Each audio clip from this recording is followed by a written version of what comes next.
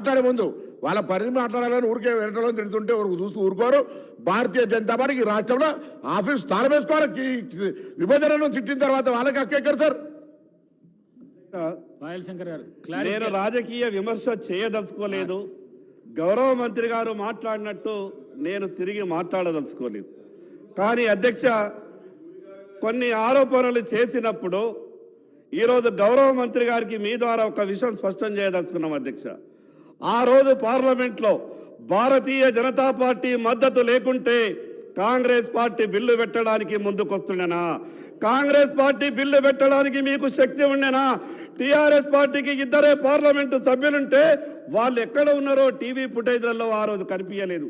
కానీ భారతీయ జనతా పార్టీ మద్దతుతోనే, ఈరోజు స్వర్గీయ సుష్మా స్వరాజ్ గారి మద్దతుతోనే తెలంగాణ రాష్ట్రం వచ్చిందన్న విషయం గౌరవ మంత్రి గారు మర్చిపోయినట్లున్నారు.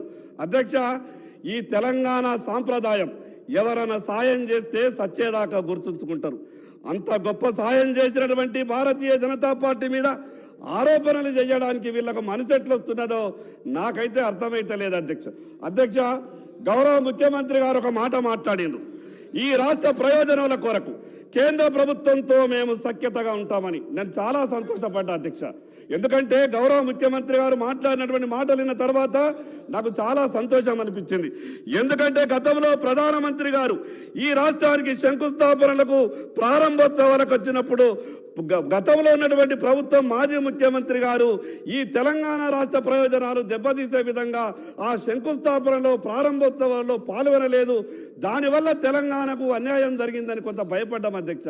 కానీ గౌరవ ముఖ్యమంత్రి గారు మాట్లాడిన మాటలు విన్న తర్వాత మేము చాలా సంతోషపడ్డాం అధ్యక్ష. ఈరోజు కేఆర్ఎంబి విషయంలో కానీ జరిగినటువంటి విషయాల మీద కానీ కేంద్ర ప్రభుత్వంతో సరి అయినటువంటి రీతిలో చర్చిస్తే జరిగినటువంటి అన్యాయాన్ని కూడా మనం సవరించుకునేటటువంటి और चीफ मिनिस्टर्स ऑफिस से जो अहकामात गए थे उस पर अमलावारी नहीं हुई।